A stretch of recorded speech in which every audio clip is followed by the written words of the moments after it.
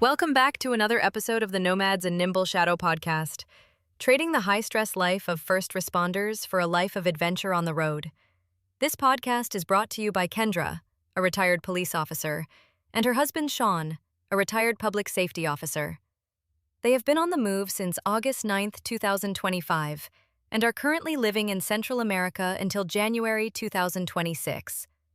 Traveling with them is their service dog Django, Aloysius Delicious McJefferson, Ph.D. the 6th, a.k.a. Señor Guapo. Puta vida, let's get this thing started.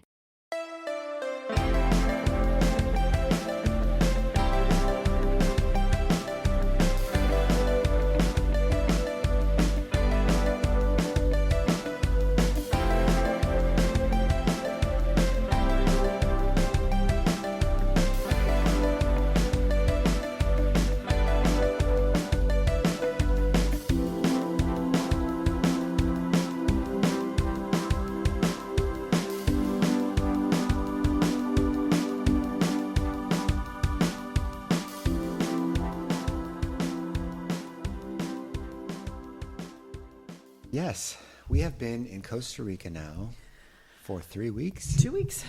Just 2 weeks. We got here on the 1st, the 31st really, but the 1st was our first full day. And then we were here 2 days getting everything kind of in order, just set the way we like it. And then we had guests for a week. The DiLorenzos were here for a week. And then we have guests coming next week. So we kind of in a state of just the two of us for a little bit. It's been fun. But yeah, lots of socializing with the neighbors. We have neighbors that are very close that hang out and do a lot of things together. And they've been inviting us over for happy hour and food and drinks and frivolity with other neighbors. The reason I'm laughing is because I was really enjoying this. This is like, oh, we're going to go over neighbor A's for like hors d'oeuvres and appetizers and pizza and alcoholic beverages and company. And then tonight we're at the next neighbor's, like enjoying a little of this, a little fresh taco night. Yeah. And then you turn to me and remind me that, we have to do this too. Yeah. You can't just always be the taker and just show up and eat their food. I want to do this. You're not good at hosting. Can I just leave a couple dollars? Because I don't want to be social like that. I like to be able to come in. Why? Because you like to be the host. I've seen you do it 1,000 times where you're like, hey, can I get you anything? And you're flitting around. Because I'm like a shark and I can't stay still and I have to keep breathing because it keeps me busy. But that means I don't have to sit and socialize with somebody if I'm running around clearing plates. Why don't you like to socialize with people? I don't. I guess I don't, and I do. I don't want to feel the pressure of having to be like, oh, so I heard you're my neighbor. Please tell me all about yourself. Because I'm so interested. So you feel like socially awkward a little bit? Or? Yes, social awkward. I like to join a conversation that's already started. Yeah. But if I'm with someone in a room who's just walked in and now I need to make small talk, I'd rather just dig a hole and jump into it. Like, I don't. We just give each other the nod. Like, Yeah. So, and you feel like there's more pressure to do that when you're the host. Because I feel like basically once the people get in the room, everybody just starts doing their thing. The pressure for me is the making sure everything's clean and prepared. Yeah, and we have to do that anyway. But my biggest stress is the introductions. Remembering people's names. I mean, I know a couple of their names, but now I'm making introductions. Right. Oh, they live in phase 5. On the upper bluffs. I don't know where these people live. People just wander around and walk in with like a chip. They have a bag of chips in their hands. I don't know who these people are. Well, the two neighbors that we've been hanging out with. You're talking about the periphery neighbors that got invited also. Yeah. But it's been really fun. So we've got all of our neighbors so far are either from the U.S. or Canada. In this particular community, so our Spanish is really improving. It's an expat community. Mine is. I mean, I went and got a pedicure today and spoke a lot of Spanish back and forth. But anyway, so you've got people here from Minnesota and Kansas and Texas. I think that's it so far. Minnesota, Kansas, Texas, and California. Thomas and Judy are from California. Yeah. So super interesting to hear their stories about how long they've been here, and are they renting? Are they buying? The biggest thing about you talked about circling the wagons this morning, about you come into a new community and have no resources or connections to anything. Yeah. And then you just ask a nice neighbor, hey, where do I get blank? And they just, you got to go to this place, and I'll help you with this. And yeah, I got a fence repair guy, and it's like the old days, which I need a cup of lard, and if you could just help me out with this, and all of a sudden you're a community. Right. Yeah. Like our neighbor above us, Thomas, in the last several months has been basically the project manager for installing, repairing our fence and putting razor wire on the top of our fence around our 1.5 acres. It was basically, very vulnerable to penetration from evildoers or whatever. Like the fence was needing some repair. And we weren't here, and he took care of all of that. He even paid for it, and then we just paid him off later. Paid him back later. Yeah, it's very interesting. And then the other neighbor Heather was saying, like when they first moved here 6 years ago, they didn't have neighbors who helped them out, so they try to be really helpful. And she gave us a lot of really good advice about going to the embassy, some of which we followed, and some of which we did not. All right, so this is our segue into our most stressful day since retirement. Yeah. And it was anticipated, and we knew it would happen, but it just didn't go even as badly as I thought it would. It went worse. So, largely because of me. Okay. I mean, I'm responsible for a lot of that stress. So here's what happened. The loan, the refinance on our rental property that we are trying to do in order to purchase the Wander box, we started that process several months ago. We expected that loan process to take, 3 weeks, 4 weeks. The website says 2 to 6 weeks. 2 to 6 weeks. Well, it took longer than that. It took 26 weeks. No, the dash was just incorrect. It did not say 20. It didn't take 26 weeks. But part of that was on us because in the middle of the process, Well, the loan process took so long that we retired, we sold our house, we left the state, we left the country. all that happened before. All that happened before we hit the road. We went to the Overland Expo, etc. All that happened before. The only thing that changed midway was your official retirement, because you had quote unquote retired in July, but you were burning your vacation time and comp time or whatever. So you're still on the books as a regular employee. So when they go to close the loan, like it's the last day, we're ready to fund this loan, they just do one more follow-up, the underwriters call to verify your employment. And of course, you don't work there anymore. Sean who? So we got to start all over again. So now we're talking another 4 weeks. Mm-hmm. And then they wouldn't accept the pension verification letter that says he will earn this money. Yeah. They had to wait, and it takes 6 weeks to get your first paycheck, right? So we had to wait 6 more weeks just to show, yes, these paychecks actually landed. So it gets even fucking better. It gets better because we finally get approved for the loan. They send us the closing documents. Now we're in Costa Rica, so we have to go to the U.S. Embassy here and pay a notary. Or we fly to the United States. Or fly to the United States.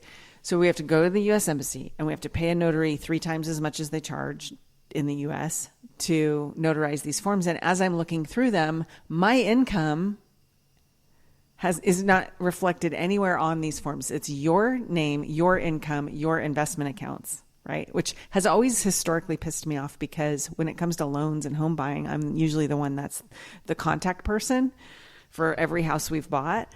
And I'm always the co-borrower. Without me. Yeah. So I'm like, hey, before we go and get these notarized, is it going to make any difference that you don't have any numbers for me? You just have number. Oh, no, you would have qualified without it. So frustrating. Then why did you put us through all of this rigmarole? I had to send her my income multiple times. Oh, we need you to resubmit this. Oh, we need you to resubmit that. Right? And we would have qualified without one of our incomes. It was so infuriating. The punchline is, right after we got funded, they sent us a survey. How'd we do? Right. Yeah. When I see that money in the account, I'm going to let them know. I'm going to let them know. Yes. And then also there were so many mistakes, right? Like they had 4 different addresses on there instead of using the address we told them to use. They had an old address and a new address and our old driver's license. Yeah. Just super frustrating. But bottom line is we got it done. But the embassy trip. So we're supposed to be there. Our appointment is at 7:45 in the morning. Yeah. Yes, super in the morning. And our neighbor, speaking of resources and community, said you got to leave when it's dark to go to San Jose. San Jose is how many miles away, Kendra? I think it's 18 miles. 18 miles away. If you drive at 60 miles an hour, you get there in 18 minutes. Right. No. Well, first of all, you never drive 60 miles an hour anywhere here. The fastest I've seen myself go on the freeway is 40.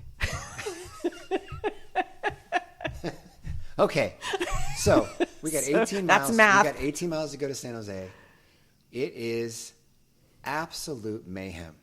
Oh, yeah. It's like Mad Max all the way in. Yeah. It's not as bad as Thailand or Bali. No. But there, 3 lanes turn into one. Nobody will let anybody in. Nobody lets anyone Especially not the blonde gringa that's trying to get in. They were like cock blocking me the whole time, and I was getting so frustrated because it should be a zipper. Yeah. By the way, I'm completely like zen and chill. You're zen and chill. Half the trip, I'm not on my phone. Why am I driving, by the way? Why am I driving in Costa Rica? Because I lose my shit. Yeah, exactly. So you weren't driving. Okay. Because you typically usually, and because you do most of the driving at home in the big room. Going back to the story about you losing your shit. So I'm relaxed in the passenger seat, chill as ever. I don't even know why. I can't even describe why. We're going to be late. You're playing your game on your phone. Half the time. Is that like a magic I'm relaxed now button? Well, you're not seeing all the craziness. I'm seeing it. You know what else? I'm hearing it because you're screaming. I just have to vent. I was like, you're yelling at me, not them. Right. You just need to let me vent. All right. So MFer and this and the B word and you turkey, just screaming the whole way. Oh, yeah. It was very frustrating. So it took us an hour and a half. Dude, it was we walked in. Okay, so let's say we get there at 7:30. Hour and 45 minutes. Let's say we get there at 7:30, which is an hour and a half after we left. Parking is also a nightmare. They have the U.S. Embassy with a line around the block and no parking. No parking in Costa Rica, San Jose, the capital. There's no parking. Probably there somewhere. So we just don't know where. Like a grocery store. It says you will be. Heather told me to. She's like, go to the shopping center across the street. She pulled it up on Google Earth, pointed to the tree, said, park under this tree. There's a security guard there. Okay. So we do, and our dog's with us, and Kendra is losing her mind because we're going to be late. We have to go through a big line. Now what do we do with the dog? And I suggest, let's check out the dog first. If it doesn't work, we can walk him back. Nope, that was too stressful. So we leave him in the car. It's cold. It's cool. Yeah, cool and rainy. Costa Rica, so 70. It's cool. It looks like it's going to start to rain. A security guard says we can't park there unless we eat. She pays him $20. Guess what? He's now our dog watcher and our best friend. Mm-hmm. We run across. What's he going to do? He's going to watch the dog go crazy in the car. It's a rental car too. I'm like, I don't know how Django's going to do in the car. I don't know how long we're going to be in there. I don't know how he's going to do. Is he going to hurt this car in some way? So how's your stress level? Super high. Okay. Super high. So much stakes. The traffic thing, the reason I normally drive is because I don't lose my mind over the traffic the way you do every day. However, there was a lot at stake. I felt so bad because she told me leave in the dark. I ignored her because I was selfish and wanted to sleep a little longer. And Waze said we could leave at 6, which was true. We made it, but we didn't have a buffer. We needed a buffer for once. There's arriving, and then there's arriving and parking and getting across that main street and getting into the building and going through the metal detectors. Yep. So going back to rushing in there, we can't bring our phones in there. Can't bring keys if you can't bring anything in there except maybe your car keys. Your passport and your car keys. I think you're allowed. No, because they even locked up your car keys and gave you a little tiny lock. Yeah. So you go through the security line, like picture DMV with a metal detector, and then they tell you. Then you have to go to another line. They give you a colored folder with a number and have you sit down, and it's just you just wait. So we waited an hour. And my anxiety is rising because of all the unknowns of how long this is going to take. The dog's in the car. Even though the security guard's there, what's he going to do? He can't reach us. He doesn't, right? Like, what's he going to do? Watch the dog? So what did I pay this guy $20 for, really? Right? So, but it was peace of mind at the time. But then we're watching everyone who's there for the same thing we are, which is notarization, go in, come out frustrated, shaking their heads, sitting back down. So we don't know what's going on. Now we're an hour past our appointment. We haven't even been called. And it's getting hot. It's getting warm and it's starting to rain. It's starting to pour, actually. Yeah. So let's go back to the U.S. Embassy. I watched the U.S. Embassy stuff on my shows, my movies, Jason Bourne stuff, the U.S. Embassy. You go to the U.S. Embassy in Costa Rica, we found one person that spoke English, and that was the notary. Everybody else, the security guards, the people that help you at the door, there was a little bit of English, a little bit, I guess, a little bit. Mm-hmm. But man, I was like expecting like a sovereign land. Yeah, but you have to remember the U.S. Embassy is where the locals are going to try to get a visa to get into the United States. So they need to have primary Spanish speakers for the most part. I mean, think about how many Americans were there? Maybe 5 or 6, or Canadians, non-Costa Ricans. How many Costa Ricans were in there in the time we were? 200? 300? So they have to have primarily Spanish-speaking people. Okay. I heard the other notary and the lady who helped us, like the cashier, they both spoke English. But you were just picturing like everybody's going to speak English because it's the U.S. Embassy. Yeah. Yeah. Because I've never been in one. I just imagined it that way. Yeah. I'm fine with it the way it was, but I just didn't. I was expecting more English because my Spanish is so bad. So then we get everything we need to get done. We have to scan it with our phones in the rain. Oh, yeah. Send it off. No response from the bank. Nothing. Like just crickets. They finally say they got it. They get back to us about what else needs to change. Thank God we didn't overnight it because they said scan it and send it to us first so we can look and make sure everything's correct. So and I had thought ahead that something's going to go wrong, so I made an afternoon notary appointment as well so we could at least go back and have anything fixed. And we needed to fix 3 pages. Mm-hmm. We had to go back, talk to the notary. She fixed it. We were in and out pretty fast. Yeah. And those pages that needed to be fixed were not notarized pages. I know. Well, one of them was, but she added the information and then stamped it again. Yeah. But no, not sufficient. We go scan those pages and send them back, and it's lunch hour wherever they are. So we're waiting and waiting. I'm calling. I got a hold of 2 people who said, okay, we'll get back to you right away as soon as possible. Or, I'll call so-and-so. Waiting. We waited another hour. Now the window is closing for when we can go back to the embassy that day. We were told if you're not in here by like 3:30. And I'm supposed to DHL overnight. Right. When I think overnight, I speak English pretty well. Overnight, that means tomorrow night or tomorrow in 24 hours. We'll be going to pay $80-something to get it overnighted to the United States, and it's going to arrive like on the 17th. And that was, yeah. So it's because it was Thursday, so yeah, today's Friday. It's going to take till Monday, right? Crazy. Overnight, 4 days from now. Yeah. Anyway, so it was a 12-hour day. We had to drive back in traffic. I drove, right? Mm-hmm. Yeah. We drove back in lots of traffic. Yeah. And it was a 12-hour day. We were just fried at the end of the day. But the good news is, Kendra, we're good. We got funded. We got funded. The loan is funded, so we can take our next steps towards the Wonder Box and hopefully sell the Airstream. Yeah. And that'll help. What I thought was awesome after that very long day was how I felt coming back into Atenas. Mm-hmm. It felt like this sigh of relief, kind of like I used to feel driving from San Jose to Santa Cruz over 17. I'd come up over the summit and come down, and it was like a disconnect from that stressful world that I'm leaving behind me. And I also knew the chances of me running into somebody I had dealt with at work were much less once I got into Santa Cruz. And I felt the same way here, like, oh, okay, Atenas. Like I know where most things are now, and this house feels like home. Mm-hmm. So that was kind of cool to experience. Like, okay, we're home. Yeah. Yeah. Was that yesterday? That was yesterday. That was yesterday? That was yesterday. And I went to jiu-jitsu yesterday? Yeah.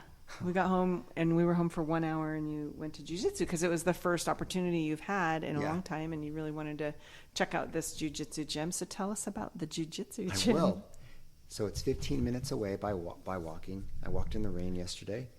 Class starts at 6:30. They also have... So let me back up. This gym is incredibly hard to find. The first time I came to Atenas, we went specifically to look for this gym. And it's a maze of like metal roll-up doors and a dance studio, and then there's like a smoothie shop. Well, wedged in between these, if you look through one of the bar windows, is a teeny tiny little room 15 by 15 maybe. Okay. Just a small square with a mat and then the name of the gym behind it. And I thought, it's got to be like a warm-up room or a privates room or something. No, that's the gym. That's it, the whole thing. But training is training, and if I can get better at something, I don't care how big this. And people in Brazil, this is where they learned this stuff. Brazil was right in the favelas, and it was favelas. on cardboard boxes. So I'll take what I can get. Yeah. And I might be met with animosity, or they're not going to help me with my Spanish-English problem, which I'll just have to struggle through. But from the message I sent the professor to ask if I could join the class, he was super quick and responsive and happy and energetic and, welcome. Come in anytime you want this week. And he told me the schedule of the classes, and it's been great. Everyone's been really nice. They speak better English than I speak Spanish, but everyone's pretty patient with me. Tell them about your sit-ups yesterday. Oh man. I mean, I knew I would have to be struggling with listening to the language and learning what he's talking about, the professor. But we were doing this calisthenics there's 27 people on this mat, by the way, plus the instructor, and then one mom crammed into the room trying to watch. But we do this circle of calisthenics, and one of them was sit-ups, and I was sitting to the left of the professor, and he goes, "All right, Sean, we're going to do 10 sit-ups. Count us off in Spanish." I was like, "Okay, no problem." So everybody knows how to do that. Everybody knows how to do that in front of all these people at full volume. So basically, I won't suffer through the counting all the way up. But when I got to 10, I forgot 10, and I went right to 11. So basically, I said 1 through 9, and then I just went to 11, and everybody laughed, and I was embarrassed. But I had to do that twice today, and I did it right. Okay, good. So I was counting all that. So class participation, and then it's been great instructor, great energy. It's just crowded. And the language is hard, but I'm enthusiastic to get back on the mat. That's good. It feels good to be back on there. I'm so glad about that. I really am. I'm so glad about that, because I know that was one of the really kind of the regrets in leaving Santa Cruz was you really enjoyed that. You were consistent. You went 3 times a week and made progress and made friends, and then we left, and you kind of did a few drop-ins, but it's not the same. And you got injured because they don't know you and you don't know them, and right? Yeah. So I was really eager for you to try it, and I was really hoping it would be something that you enjoyed. I'm really happy I like it, because that drive we just did to San Jose, there are gyms in San Jose, and I'd have to make that drive if I was really serious about it. And people that I know, Justin Kirk, would make that drive. Yeah. I've just never been that guy. I can't be that guy that wakes up at 3 to go to a specific gym at a specific. I just can't. I'm not that guy. Right. Yeah. So I'm really happy about this gym. And we found a pickleball community, a small pickleball community.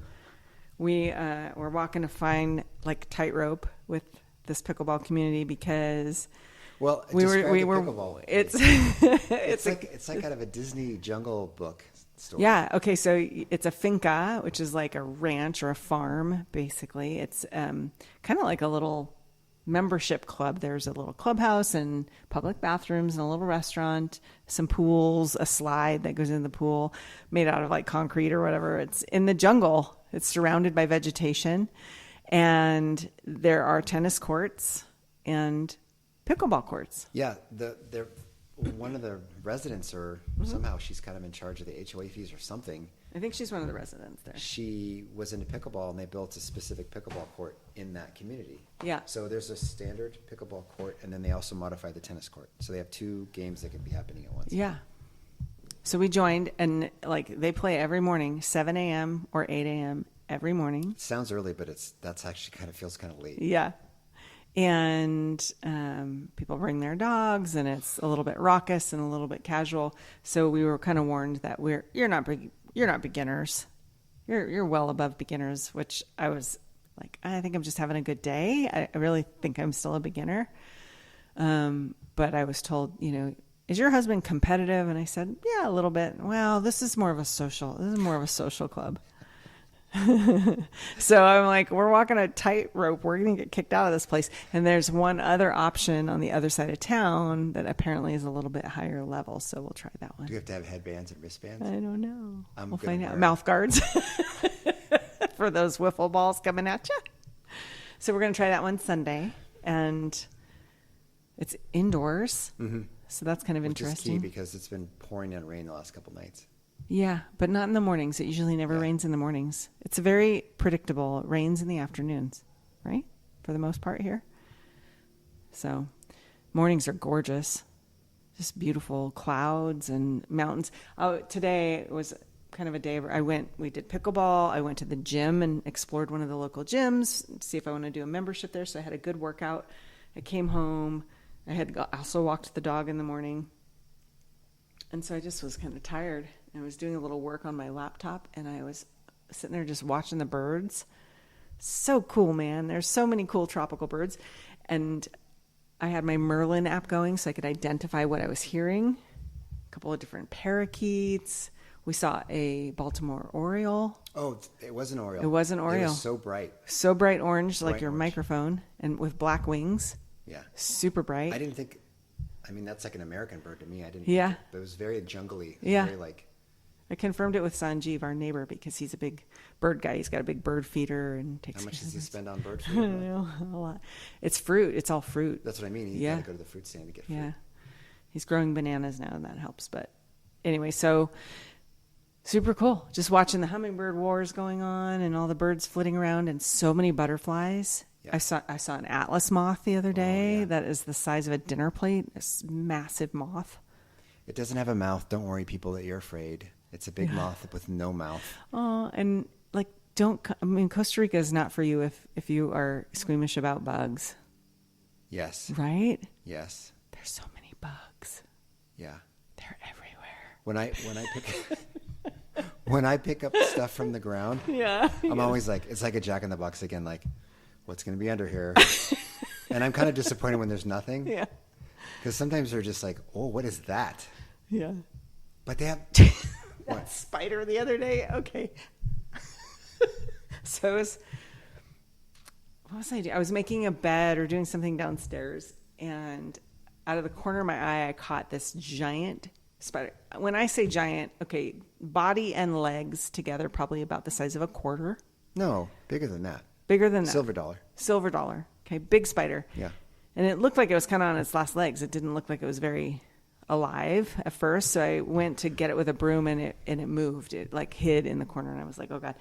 Well, then, so I go get the shop vac because I'm going to shop vac it up because that was right there. Yes.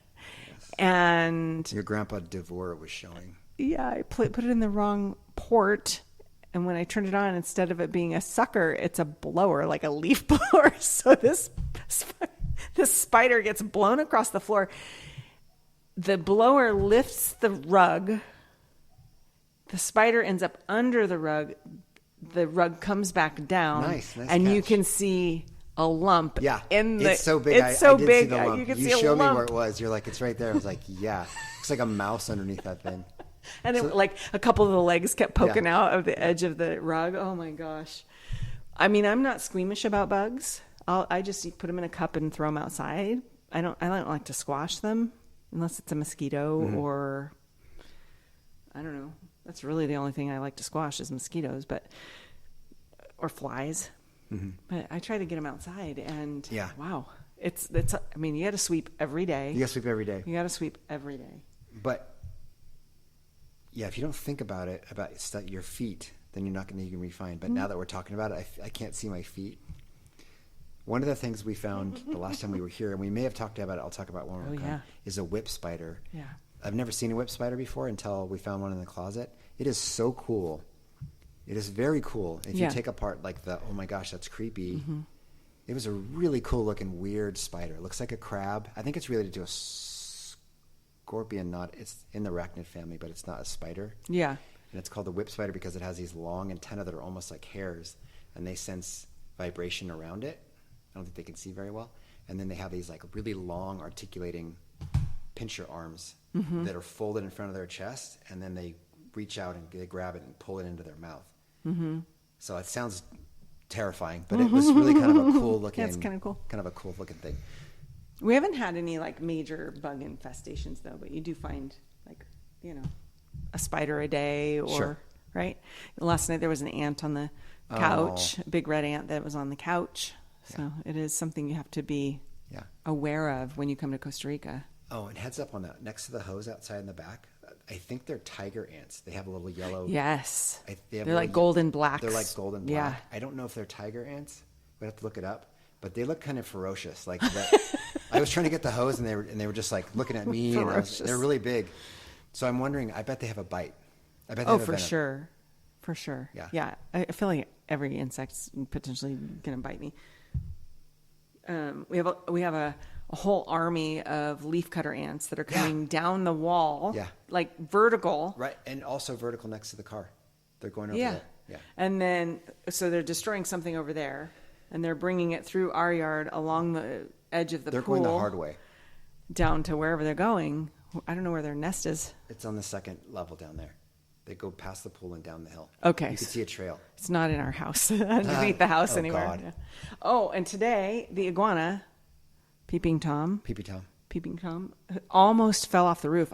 He was like, I think he was scrapping with another one up there. So I get in the pool, and I see one of the iguanas looking off the back of the house.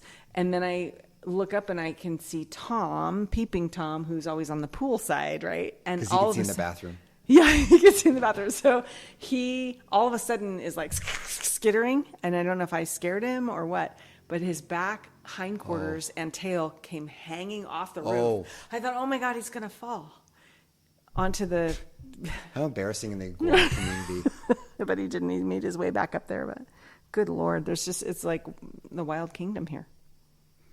Yeah. And butterfly. We got a butterfly trapped in the car this morning. We had a hummingbird got stuck in here the other day. It makes terrifying little noises when you got it trapped. It's like beep beep beep beep beep beep. Please don't kill me. So we used the pool net to like pin it against the window, and then I reached up with my hand and got it. And he was so frail and tiny. And as soon as I grabbed him with my hands, he was squeak, squeak, squeak. Yeah. But he flew away. And the other wildlife we saw on the ATV trip day, we stopped at a beach and saw spider monkeys and two big scarlet macaws that came and landed. In nature. We saw parrots in nature, people. So cool. Think about that. It's really cool. Yeah, so I got a couple of pictures of that I watched them fly over my head, and I was trying to alert you guys were walking ahead of me and couldn't hear. You screamed it loud. Parrots. We were all like, oh my gosh, are they dangerous? Like, your tone is above and beyond. Yeah, they're just parrots, man. Not everybody was as excited as I. Yeah, I guess not. I guess not. So. Oh, I want to talk about my second massage story. Oh gosh, yeah. We're trying to find the right thing. And for those of you listeners that have listened to my first massage story about almost being chloroformed, with essential oils. How much lavender will it take to Round suffocate 2, someone? massage attempt number 2. Kendra was nice enough to schedule it for me before our company got here. So she drops me off, and, I'm open-minded. Let's do this. So it starts normally. I'm actually in someone's house. By the way, the address to the house was just a picture of the house. Yeah, there's no addresses. There's no addresses here. There's no mailboxes. Yeah. Where do we go for this massage? They send you a picture of their house in the town. And a pin, a Google pin. There was a Google pin. Right, but it was next to the park, and she's next to a park. Anyway, who knows? Yeah. We found it. She drops me off on time. I have to get through like a security questionnaire before she'll unlock the gate. Do you remember that? No, because I dropped you off and drove away. Oh, there was a woman in the front, and I thought she was my massage therapist. Yeah. And I was like, I don't speak Spanish, and she didn't speak English, and she was like, why are you here? And I was like, massage. So then she calls into the house, and then a woman calls back out, and then she like looks me up and down and unlocks the gate and lets me in. So I was like, oh, good, I'm going to be drawn and quartered in here. Right. So I go in there. She tells me, the lady that answered the door tells me to sit on the couch. A woman in scrubs comes out. What kind of massage is this? Yeah, a prostate massage. She's wearing scrubs. She's my massage. Yay, she's her. This is the one. Escorts me to a room. It's very bright in the room, like a doctor's office, like with a dentist light. And it's pouring down rain. And then there's people right in the room next to us. It sounds like they're watching a soccer game because They're loud and having a good time. All right, no big deal. Went into Rome. I take my clothes off. I lay face down. The lights are on. So she comes in, closes the door, and then puts the sound machine on. It's like Tibetan hymns. Yeah. From like one of those Costco Beats, like you can like carry it like on one shoulder. It's so big. You use it like a kettlebell. Fucking full blast Tibetan sound therapy in my left ear because it's right here. Man. Full blast. She leaves the lights on. It's super bright in there. Like you could land a 747 in that room. It's so bright. And then she proceeds to put massage oil in her hands and then rub it into me like she's rubbing sunscreen on me for an hour. Oh my gosh. There wasn't any like muscle manipulation. I'm so sorry. It's such a waste. But she did have a rhythm and a pattern. She did know what she was doing. Yeah. But it wasn't the deep tissue that you liked. She was tenderizing my skin. So it's all right. It's so funny because everyone has a preference around massage. That person came recommended by one of the neighbors. Oh, great massage, great massage. That's why I booked it. So they think it's a great massage. Maybe it is it's a great not massage for them, you. but when I've had massage artists like Shannon and Susan, magical. Like, wow, I can't wait till I have enough money to do that again. Yeah. Whereas like, well, that was interesting. And then I can't wait to talk to you about that. Did you get the same screwed up thing I did? Yeah. Yeah. We've had great massages in malls. Yeah. In Oregon, it was a Chinese massage. I don't remember what the name of it was. All the markings for like... It was more of like, to me, it felt like one of those airport places where it's visible to everybody in the mall. There's no... Oh, I was thinking of the one that you sent me to in Santa Lebanon. Rosa. Oh, in Lebanon. Oh, yeah, Lebanon. Yes. Yeah. Okay, but the one in the mall was cool. Yeah. We did an escape room. Yeah. And then we did that, and that was cool. You know, it's like 4 of you lined up in the middle of this storefront. It was good. Clothes are on. No oils or anything. No, but it was really good. They did a good job. Mm-hmm. For sure. So you never know what you're going to get. That's the thing with massage. You got to try them out, find the right fit. Yeah. Yeah. And then never deviate again. Yeah. So Susan, you're going to have to move to Costa Rica. Yeah. Susan Hammer, best massages ever. Right? The best. The best. Super intuitive and healing. Shout out to Susan. All right. And how are you feeling about living in Costa Rica? Things are not easy to find, right? Tariffs make a difference. Not very few things are made here. Mm-hmm.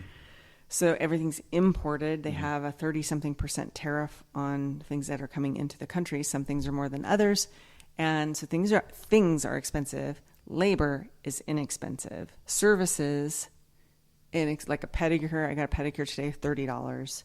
You get a 1-month membership for jiu-jitsu, $36. Right? Yeah. $36 for a month, unlimited training. It costs $30 to walk into my own gym. Yeah. Right. For just a walk-in. For one walk-in. Yeah, exactly. So things like that are less expensive, but I'm learning to adapt to not having the quality of things that we have at home because things are so easy to come by. Mm-hmm. You just order something on Amazon. Like chip clips or clotheslines? Clothespins? Yeah. I put the quote unquote chip clip that we bought at like the grocery store on 3 bags of like foldable things, and I just completely destroyed it. Yeah. It's like a child's toys. Right. Yeah. So it took us 10 days to find a coffee grinder. Yes.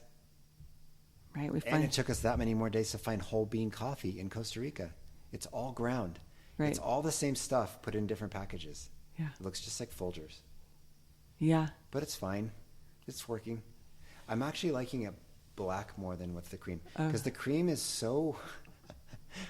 I told uncreamy. you. I said this about before, but there's like 17 different types of milk or cream, and all the names are very similar. But you end up between sour cream, cream cheese. Yeah. And you're really just trying to get heavy cream. Queso crema. There's like, and they're all in boxes. Yeah. With similar labels. So there's like the creamy cream that you might use for an Alfredo sauce or pasta, I think is what's depicted on the box. And then you have crema dulce, or dulce, right? Which is like sweet. So it's not sweetened, but it's, I don't know. It's different. Well, I would be happy with half and half, but we haven't been able to get that. But we did find something. What's the cardboard box we got that's blue? What's that called? Super crema? Crema dulce? That's a crema dulce? Mm-hmm. That stuff is like 90% butter though, because yeah. after we were out of the liquid, yeah. it's all chunky and it's like clotted cream or something. Yeah. You pour it out and it comes out in these just chunks and blobs. No matter how much you stir it, and actually the more you stir it, the harder it gets. It becomes more like butter. So I'm just ready to scrap the cream idea and just go black with this Folgers coffee. Well, what I think we will do, or we'll at least try, is throw it in, open the carton right away. I think what I did the first time was I could tell by the weight distribution in the carton that it was like solid at the top and liquid at the bottom. And no matter how much I shook it, it didn't change. It probably made it worse, right? Because it's making more butter.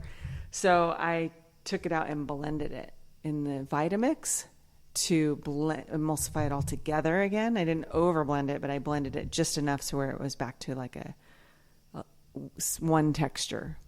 And that worked okay for the first batch. But I haven't done that since. Yeah, you put it in the fridge when that little pitcher turned into butter. Yeah, put it in the fridge. But we get an unlimited supply of butter. You just have to salt it. No kidding. Yeah. That's good.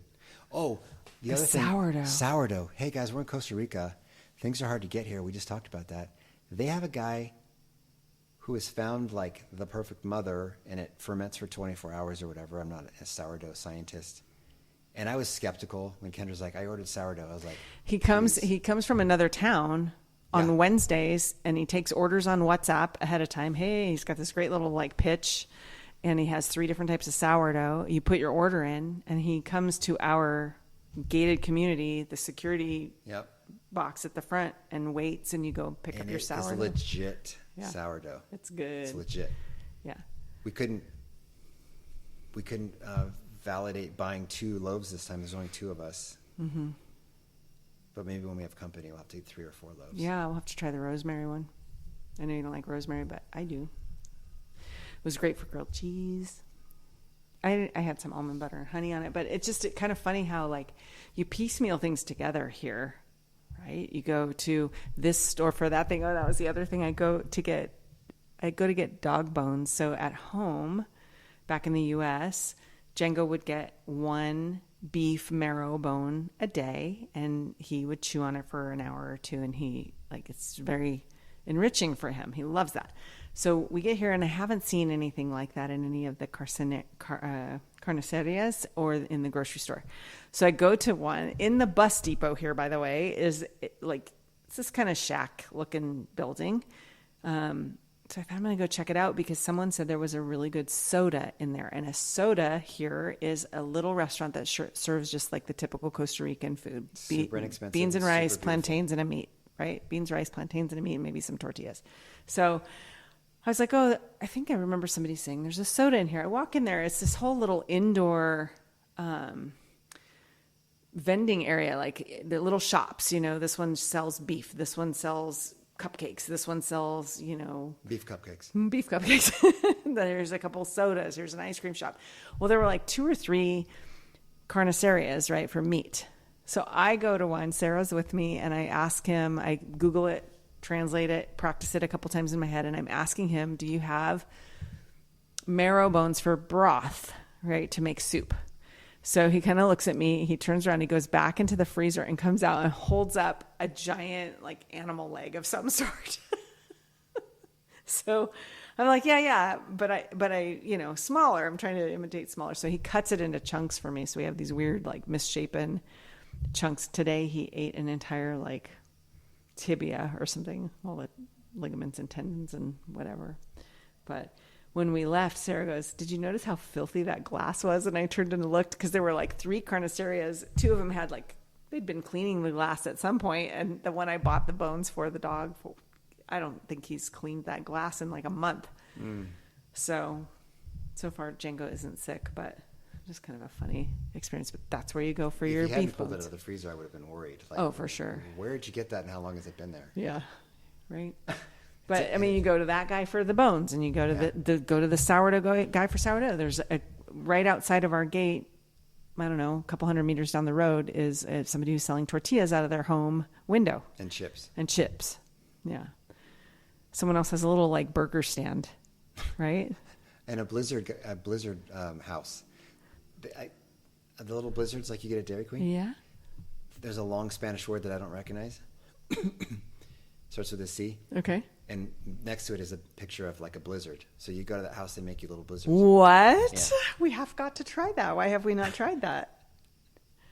I would walk down the street for a blizzard. How fun. Yeah. How fun. And you don't even know it's there. Today, I go to get my pedicure. And same thing. Like, she sends me a Google pin so I know where I'm going. I'm like, I don't see this place called Ingrid's Nails.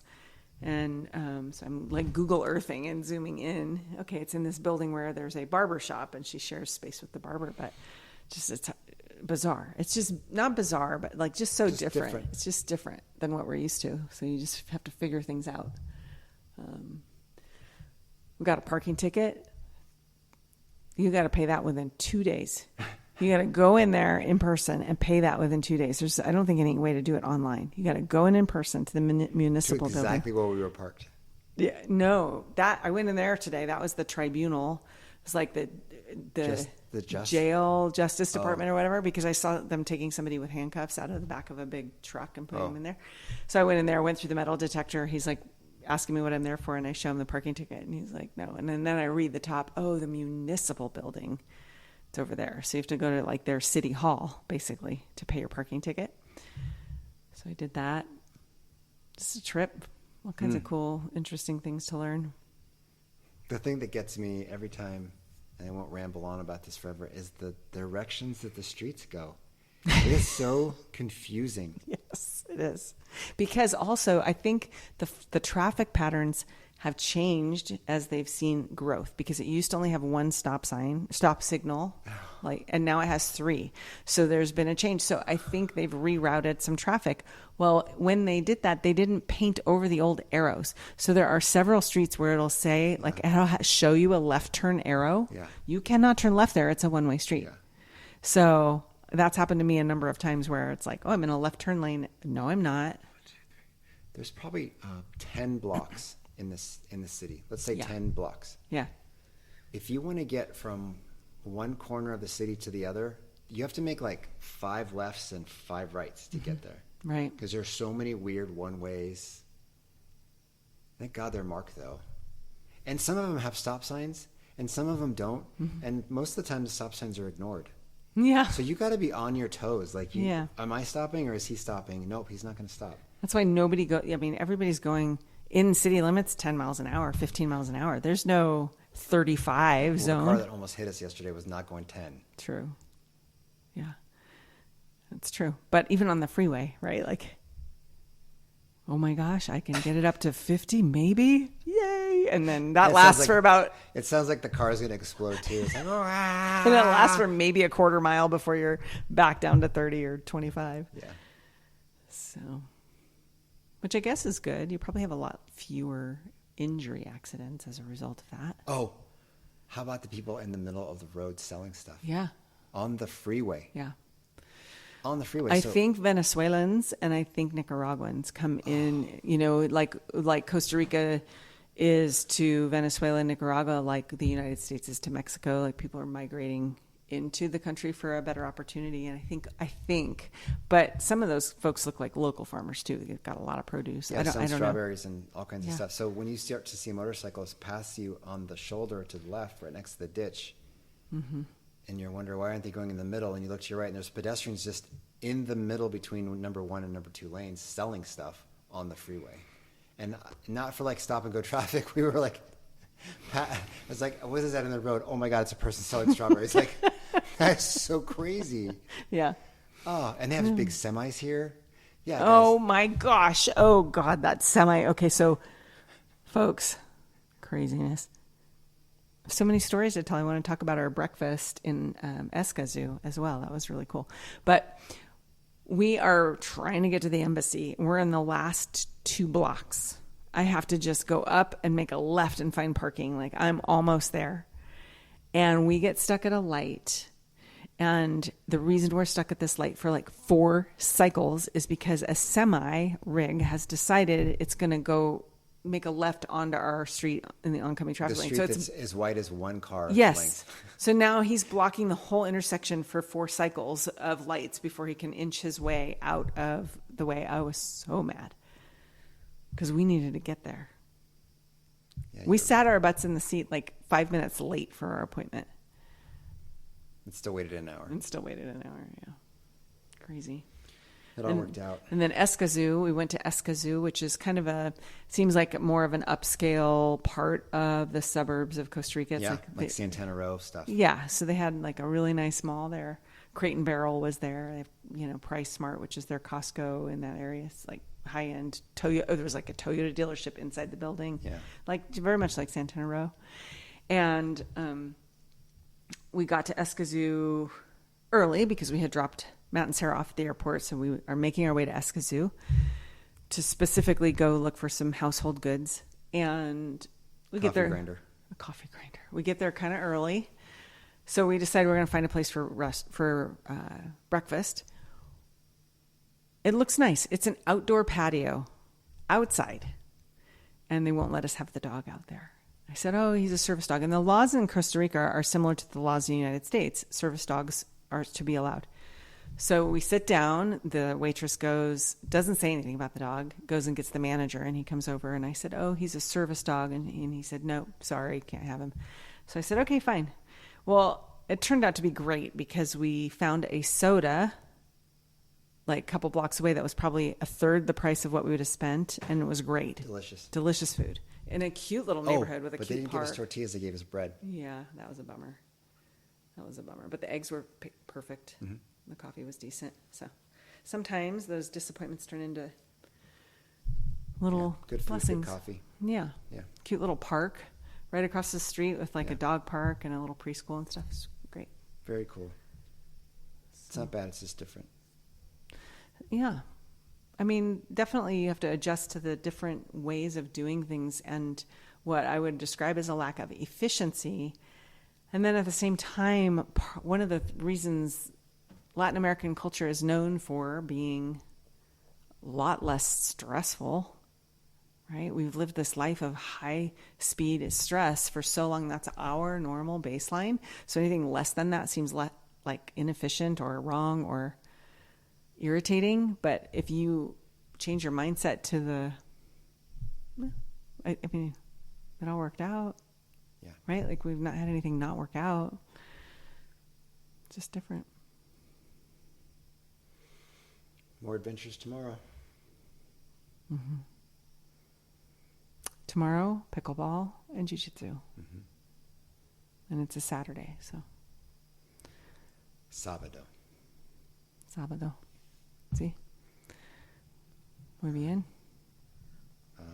Te amo. Adiós. Oh, buenas noches. Te amo. Adiós. Te amo. Hasta luego. Hasta próxima. I find myself saying perfecto quite a bit. Oh, perfecto. At the gas station, I was like, gosh, I keep saying perfecto instead of like está bien or whatever, something else, anything else. Perfecto. Oh, it's perfecto. It's perfecto. Ridiculous. Oh, and then they laughed at me when I went to buy a ream of paper because I didn't know the right word for reams. I'm trying to describe a ream of paper. Oh, and even when I look it up ahead of time and I practice it, as soon as I see someone staring at me and I'm trying really hard to say it, my brain just locks up. It's terrible. Yeah. We'll get it. It's only week 2. It's true. We start tutoring next week with Paula. Both of our neighbors use Paula. Buenas noches. Buenas noches.